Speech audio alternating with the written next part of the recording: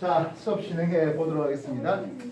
지난 시간에 우리가 소개를 한 것이 무엇이었습니까 하면 상태 변화, 고체, 액체, 그리고 기체 세 가지 상태 변화가 있었겠고 그 상태 변화에 여러 가지 에너지 출입이 소환되는데 우리가 상태가 올라간다라는 이름을 쓸 때 뭐뭐 있었습니까 하면 융해가 될 때, 기화가 될 때, 그리고 고체에서 기체로의 직접적인 승화가 있을 때는 그만큼의 에너지를 흡수해야 합니다라는 것을 소개해봤습니다.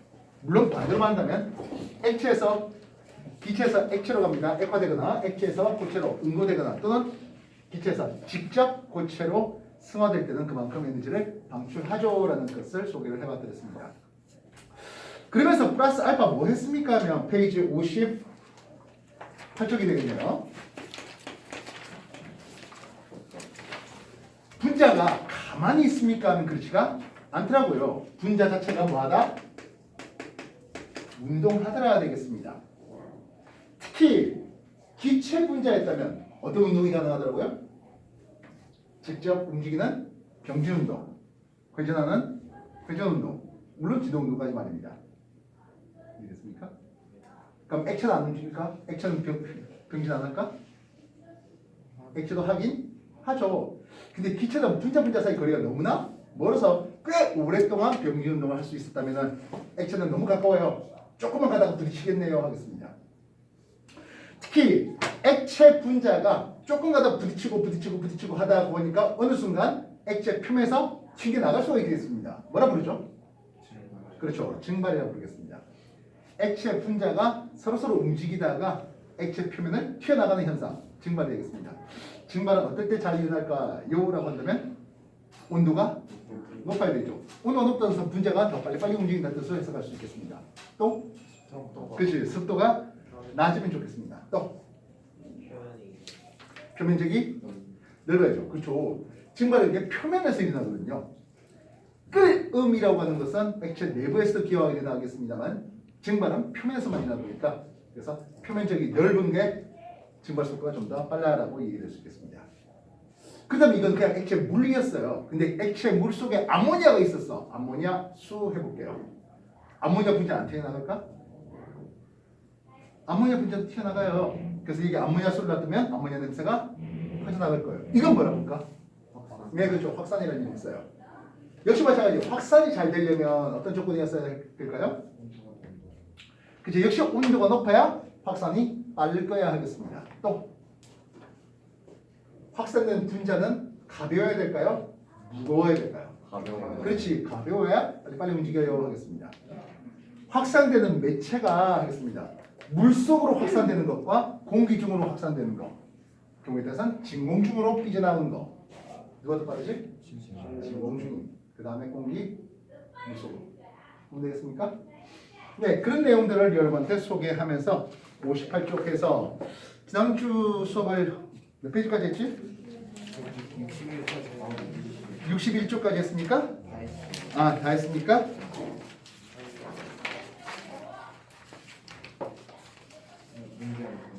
예, 61쪽까지 기본 개념 문제까지만 딱 했네요. 그지? 좋습니다.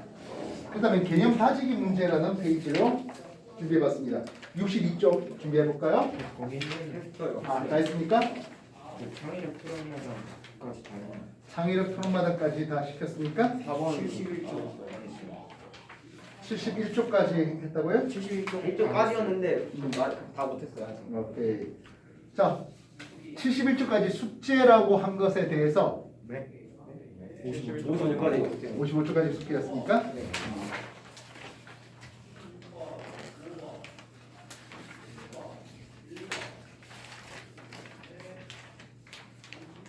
71쪽까지는 혹시 71쪽까지 다 한 학생 없습니까? 62쪽의 개념 다지기 문제는 다 했다고요? 네.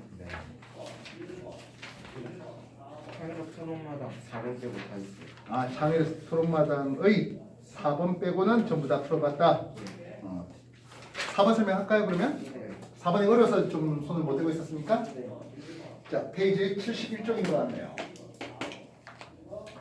4번 그림은 어떤 온도에서 산소 분자의 운동 속도 분포에 따른 분자 수를 나타냈습니다.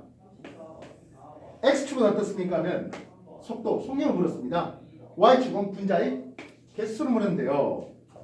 A 온도를 보니까 속도가 느린 쪽에 좀 많이 몰려 있어요. 반면 C의 온도는 분자가 좀 빠른 쪽에 좀 더 많이 몰려 있어요. 무슨 뜻이겠습니까 하면 A 온도에서는 분자가 빨리빨리 못 움직인대. 고온일까요? 저온일까요?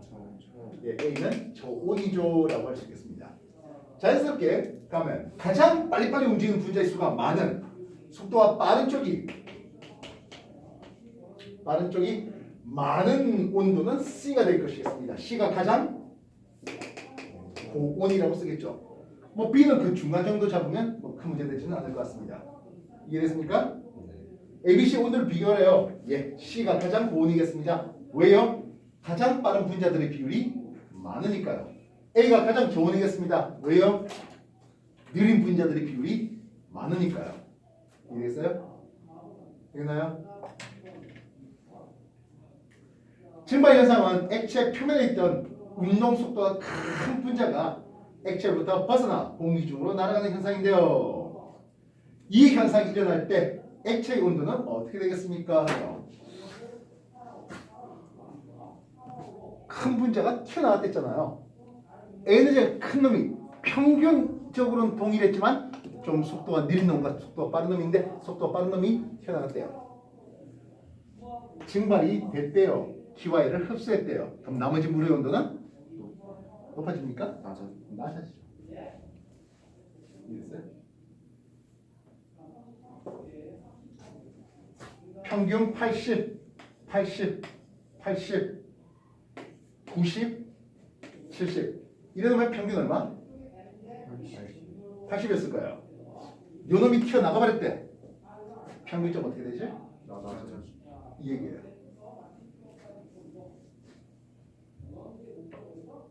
이해됐습니까?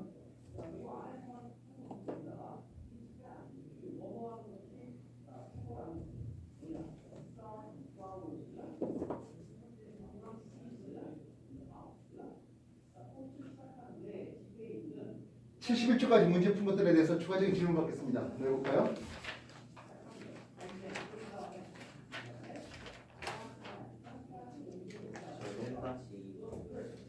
몇 페이지죠? 자, 68쪽 보도록 하겠습니다.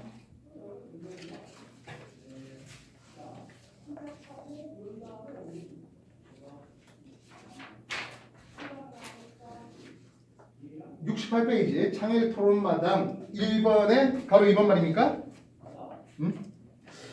뚜껑을 덮지 않은 물의 온도가 더 낮아졌잖아요 였습니다. 뭐 문제는 아직 덜 읽어봤습니다만 뚜껑이 닫힌 놈들은 말입니다. 증발도 일어나면 동시에 응축도 일어나겠네요. 그 말은 증발이 일어날 때 에너지를 흡수하고 응축되는 과정에서 에너지를 방출할 것이겠습니다. 반면 이건 계속 증발이 일어나죠. 물론 갔다가 재수 좋게 응축되는 놈도 있겠지만 기본적으로 다 날아가 버릴 것같습니다. 그렇게 날아가는 과정에서 아까 말했던 큰 운동이 가진 놈들이 비율이 자꾸 줄어들어요. 온도가 더 많이 내려가요 라고 쓰겠습니다. 뚜껑을 닫지 않은 물의 온도가 더 낮아진 연유 증발을 통해서 기화를 통해서 증발력 기화율이 자꾸 손실되기 때문에 또는 분자의 운동에너지가 큰 놈들이 먼저 빠져나가니까 이렇게 써줘야겠네요. 확인됐습니까? 또 다른 질문은요? 49쪽 31번 49쪽에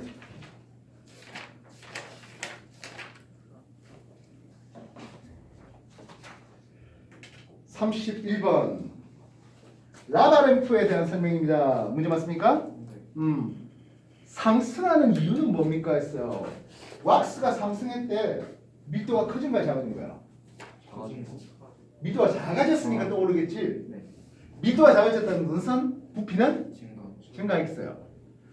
라바램프가 가열되는 과정에서 고체에서 액체로 녹으면 부피가 커지면서密도가 작아지니까 떠올랐다 하면 되는 거죠. 그럼 반대로 가라앉은 놈은 뭐겠습니까? 부피가 작아지고 밀도가 커졌으니까 또 가라앉았다. 이렇게 하면 되겠죠. 글자 다시 한번 읽어보겠습니다. 라바램프는요, 투명한 액체와 왁스가 담겨 있어요. 전구를 켜면 전구 이열을 받은 왁스가 병을 위쪽으로 상승했답니다. 전구는 라바램프의 아래쪽에 전구가 있었을까요? 위쪽에 전구가 있었을까요? 예, 아마 아래쪽에 전구가 있었을 것 같아요. 그래서 아래쪽에서 전구를 통해서 이 열이 생성되고 녹아서 부피가 커져서 밀도가 작아져서 위로 올라가고, 그러니까 이 위쪽에 있는 놈은 다시 내려오고, 이렇게 반복되는 것 같네요. 이해됐습니까? 51쪽에 51쪽으로 보겠습니다. 1번 51쪽에 1번 말입니까? 두 개요. 1번. 1, 2번. 유리를 장시간 동안 세워놓으면 녹아내리는 모습을 보고 있는데요. 이 일어나는 이유가 무엇입니까? 했어요. 여러분들 유리는 여러분 볼 때 이런 유리는 여러분 볼 때 고체, 액체, 기체 중에 어떤 상태죠? 고체요. 당연히 고체 상태죠. 근데 말입니다. 선생님 배울 때는 액체로 배웠어요. 네? 네. 선생님 배울 때는 액체로 배웠어요. 저게요. 예. 고체요.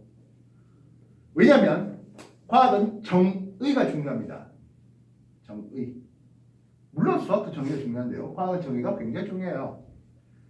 과학에서 고체의 정의는 선생님 배울 때, 선생님 여러분 나이 때, 선생님 배울 때 고체의 정의는 물질을 이루는 입자들이 규칙적인 배열, 다시 말하면 결정을 이뤘을 때에만 그렇게 했을 때만 고체라고 정의 내려졌습니다.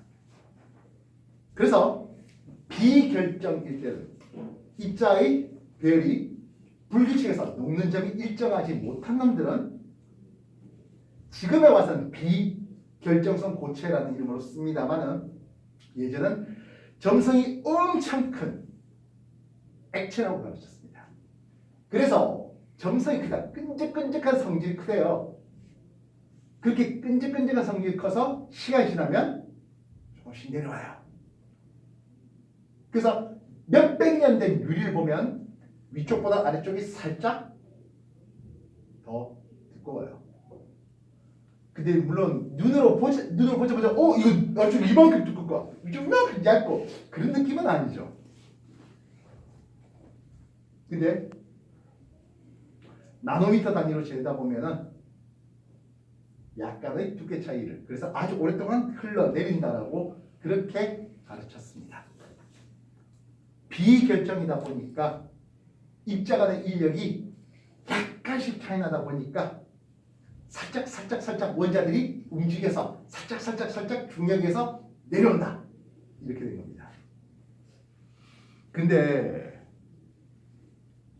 시간이 지난 뒤에 과학에서 말하는 정의로서 유리와 과학에서 유리를 정의내는 것과 우리가 일반 사람들이 유리를 바라보는 데 있어서 과학적인 잣대를 계속 그렇게 강하게 밀 수가 없었어요. 그래서 확장을 시켰습니다. 일반 사람들도 받아들일 수 있도록 비결정성 고체라고 확장을 시켰습니다. 그래서 이런 이유의 비결정성 고체, 오랜 시간이 지나면 흘러내릴 수 있는, 짧은 시간 보면 고체지만 오랜 시간 지나면 약간의 유동성을 가질 수 있는 어떤 것들이 있을까요?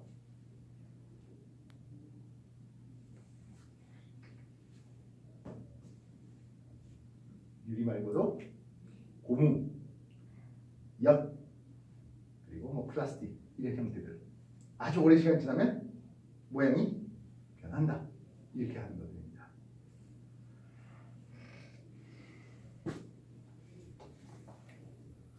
예, 그래서 보충자를 보시니까 결정질 고체하고 페이지 50페이지네요. 비결정질 고체라는 이름을 쏘게 되겠습니다. 결정질로 유리를 구성하는 원자들이 SiO2 이산화탄소가 되는데요. 이런 이산화탄소가 완벽하게 균질하게 돼 있으면 광물 이름으로는 석영이고요. 수정이라는 이름으로 소개되겠습니다. 근데 급격하게 식히는 과정에서 비결정질 고체로 만들어진 게 유리예요. 이해되시겠습니까? 그래서 유리는 녹는 점이 일정하지 못한 비결정질로, 반면 수정은 녹는 점이 일정한 결정질로 그렇게 구분되겠습니다. 그러면 첫 번째 질문 될 수 있겠습니까? 두 번째, LCD 모니터는 두 장의 유리판 사이에 액정을 주입해서 빛을 통과시키는 원리로 만드는데요. LCD의 네마틱, 스매틱, 콜레스테릭 액정 중에 어떤 액정이 적합할까요? 하고 있습니다.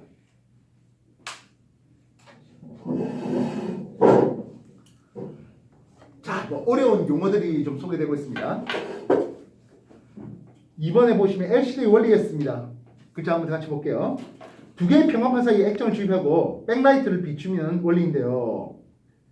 빛을 통과시키면 흰색의 화면이 나타나고 차단하면 검은색이 나타납니다. 컬러 화면인 경우 삼색의 필터를 통과시키면 역시 그 화면의 색이 나타납니다. 빛의 3원색에 해당하는 컬러 필터가 모두 들어있어서 화소별로 다른 색깔을 나타낼 수 있는데요. 했습니다.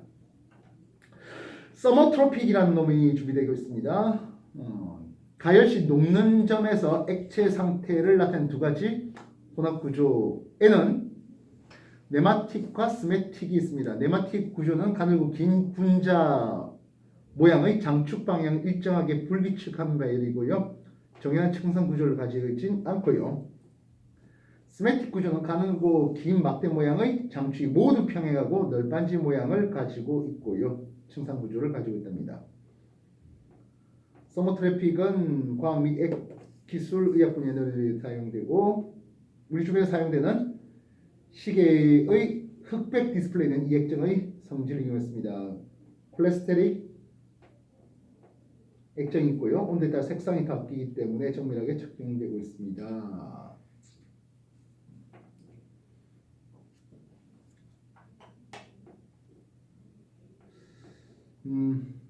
지금 이제 네마틱과 스매틱의 차이를 제시하는 거죠. 자,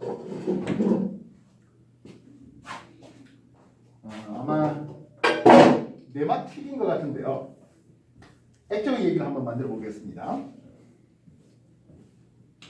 액정은 뒤에 백라이트라는 빛이 옵니다. 편광 현상이라서요. 자연 경우는 빛은 사방팔방 진동합니다. 사방팔방 진동하는 백라이트 빛이 왔습니다. 이해됐습니까? 빛의 진행 방향이 사방팔방 진동합니다. 이때 수직 편광판과 수평 편광판을 준비를 했습니다. 이해됐습니까? 여기에 액정 물질을 준비를 했는데요. 아직 이 액정 간에 전압이 오프되어 있는 상태를 한번 준비해 볼게요. 그때 전압이 오프되어 있는 상태는 네마틱은 분자 배율들이 네마틱이라는 놈은 분자 배율들이 랜덤하게 있대요 하고 있습니다. 이해됐습니까? 네마틱으로 한번 준비해 봤습니다. 그러면 어떤 일이 벌어집니까? 하네요. 이쪽 보십시오. 빛의 진동 방향이 수직하게 진동하는 것, 수평하게 진동하는 것, 사선방향 진동하는 것 여러 개의 빛이 옵니다. 이해됐습니까? 전압이 걸리지 않았다고 하는데요. 그렇게 되면 수직 편광판은 말 그대로 수직으로 진동하는 요놈의 빛만이 통과되어 옵니다. 나머지 수평 이렇게 오는 것은 통과되지 않는다는 뜻입니다. 이해됐습니까? 그래서 수직하게 이렇게 왔는데요. 만약에 액정 물질이 없었다면 수직하게 이렇게 진동하는 놈이 수평 편광판을 통과할까? 못 통과해요. 그럼 어떻게 됩니까? 하면 안 보여요. 전압이 안 걸리면 뒤에서 오는 백라이트 빛이 안 보여요. 빛이 안 보인다? 검은색이라는 뜻입니다. 방금 LCD의 전압이 걸리지 않으면 백라이트 빛이 차단돼서 검게 보인다 했죠. 이해됐습니까? 있나? 자, 문제는 여기에 액정 물질이 끼어 들어가면 하겠네요. 알겠습니까? 그럼 어떤 일이 벌어집니까 하면 이 액정 물질들이 빛의 진동면을 조금씩 회전시켜줘요. 수직하게 들어왔는데 이게 진동면이 액정 물질 때문에 진동면이 조금씩 회전이 돼요. 느낌 알겠습니까? 오라? 그러다 보니까 수평평면판을 통과할 정도까지 되어서 빛이 와버렸어요. 전압을 안 걸어주니까 백라이트 빛이 들어오네요. 내 눈에 보이네요. 이해됐어요? 백라이트 빛이 보입니다 하겠습니다. 여러분들 계산기 보면 이런 식으로 해서 숫자를 1부터 9, 0까지 다 표시하려고 하는 것들 보일 겁니다. 좀 그림이 좀 드는데요, 그죠? 모두 다 까맣게 보이면 8이라는 걸로 보일 거 아니에요. 8로 보일 겁니다. 그치? 까맣게 되면. 이해됐습니까? 근데 이렇게 났습니다. 뭘로 보인다? 7로 보이죠? 이해됐어요? 백라이트 빛이 안 걸리면, 전압이 안 걸리면 백라이트에서 온 빛이 진동면이 회전되어서 백라이트 빛이 들어오니까 이런 놈으로 보입니다.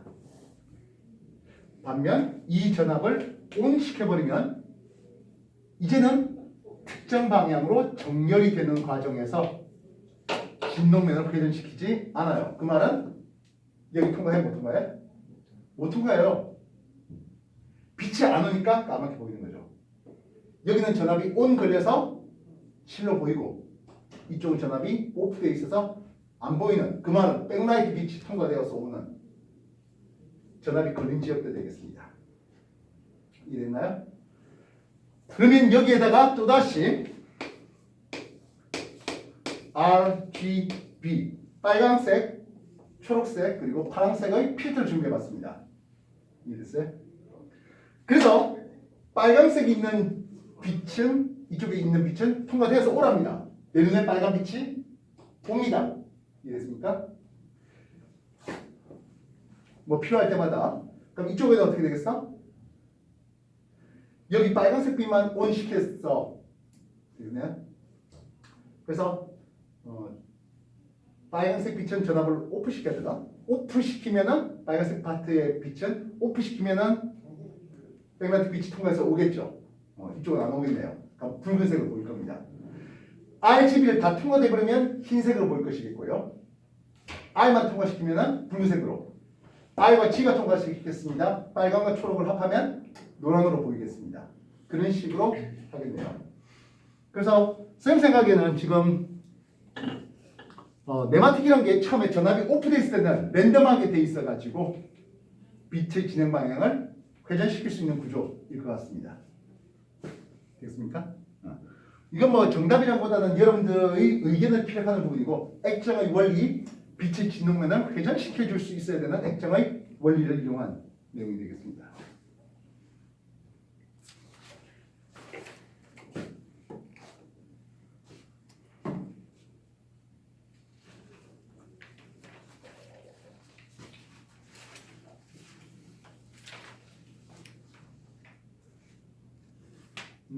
액정은 정규 교과과정 따지면 고등학교 1학년 교과과정에 액정이라는 게 살짝 소개가 돼요. 그래서 전압이 온되면 빛을 통과시키지 못하고, 전압이 오프될 때 통과시키고, 뭐 이런 내용들이 나오고 있습니다. 뭐 한참 많은 부분은 아니고 신소재라는 파트에서 살짝 다루는 내용이 되겠습니다. 또 다른 질문 뭐 해볼까요? 53쪽 5번. 53쪽으로 5번 문제인데요. 자, 아이오딘의 승화 실험에 대해서 전체적인 질문을 하고 있습니다. 맞습니까? 네.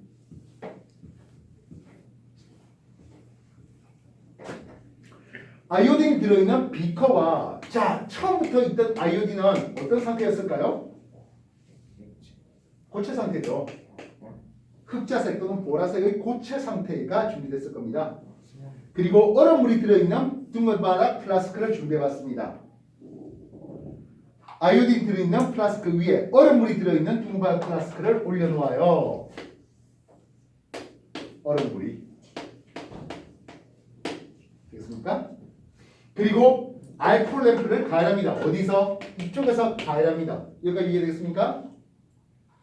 그래서 아이오딘은 승화성물인데요. 이 아이오딘 전부 다 녹았습니까? 그렇지 않고 승화로 올라가겠네요.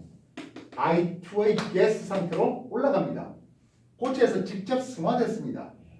근데 올라가다가 얼음물 이 표면에 닿으면 어떻게 될까요?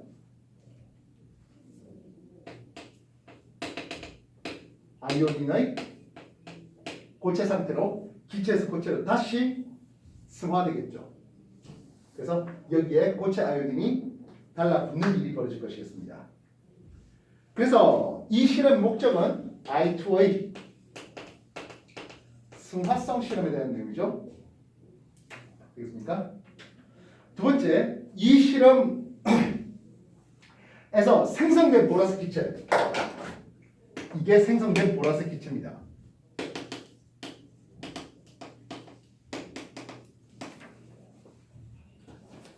와 플라스크 밑바닥에 달라붙은 길쭉한 결정은 무엇입니까? 했어요.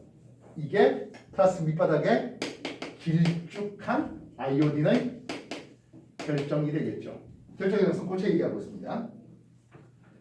은 무엇입니까? 예, 아이오딘 기체와 아이오딘 고체가 되겠습니다.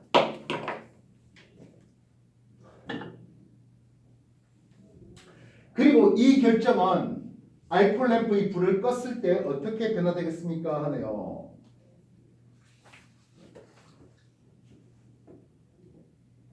요 안에 아이오딘 기체가 이쪽으로 승화가 고체로 승화되면 다시 또 이쪽으로 승화 튀어나올 것 같습니다. 그래서 아이오딘과 같이 상태 변화를 일으키는 물질, 승화성 물질을 찾아라는 거죠. 승화성이 있는 물질을 여러분한테 한 세 가지 소개했습니다. 아이오딘 말고도 나프탈렌, 또 드라이 아이스 말입니다. 근데 나프탈렌이나 드라이스는 나프탈렌은 이제 눈에 승화로 더했을 때 안 보이죠. 드라이스 이산화탄소 자체로는 보이지는 않죠. 주변에 수증기가 응결돼서 액체 물방울로 보일 수는 있겠습니다만, 그래서 실상 색을 띠고 기체로 승화된다 했을 때 그 색을 띌 수 있는 것은 뭐 거의 아이오딘이 유일하다시피 알고 있네요. 어쨌든 승화성이 가능한 것은 이렇게 세 가지를 준비하면 되겠습니다. 네 번째, 아이오딘 승화 실험에 대한 설명인데요. 질문에 답변했습니다. 아이오딘 고체에서 기체로 승화될 때 했습니다. 당연히 고체보다 기체가 분자 운동이 어때? 활발하죠. 아이오딘이 승화되려 되는 것을 확인할 수 있는 방법은 했습니다. 예, 처음에 공기가 보라색이었을까요? 그렇지 않죠. 그 안의 색깔이, 기체 안의 색깔이 보라색이 되는 것을 보고 왜 보라색이 됐을까? 아이오딘 자체가 승화되어 날아왔기 때문이야. 그러시겠죠. 그래서 승화됐다는 것을 확인할 수 있는 실험 방법에는 기체의 색을 확인할 볼 수 있겠습니다. 되겠습니까? 아이오딘이 고체에서 바로 기체로 갈 수 있었던 것은 분자들이 굉장히 강했기 때문일까요? 아니면 굉장히 약했기 때문일까요? 약해서 쉽게 승화로 올라갔을 수 있겠다 되겠습니다. 이해됐나요?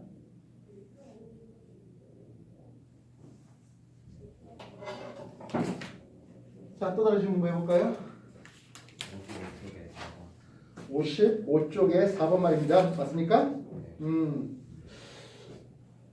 두 개의 컵에 같은 양의 35도씨 물과 100도씨 물을 담아놨어요. 우리가 생각할 때는 분명히 뜨거우니까 더 천천히 식어야 될 텐데 더 빨리 얼린답니다. 실제로 여기에 대해서는 여러 학자들의 의견이 분분한 부분이 있고 거기에 대해서 여러 논문 이론이 있는데요. 일단 우리 수준에서 공부를 할 때 얘기는 온도가 높다 보니까 빨리빨리 뭐가 된다? 액체물이 기체로 증발되겠죠. 100도씨 물이 금방 증발이 빨리빨리 됩니다. 증발될 때 엄청난 양의 기화율을 뺐다 보니까 더 빠르게 냉각이 된다. 이렇게 써주셔야 하겠습니다. 뜨거운 물이 더 많이 더 빠르게 증발되는 과정에서 기화열, 증발열을 흡수하는 과정에서 그래서 온도가 더 빠르게 식어져서 더 빨리 냉각되어서 더 빨리 얼음이 되었다. 이렇게요.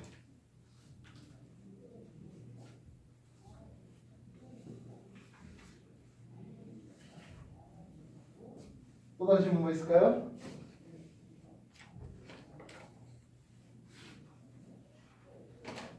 또 없으십니까?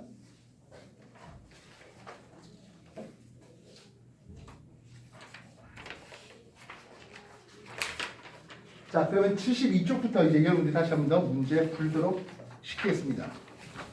72쪽 실력 높이기 문제를 해보세요.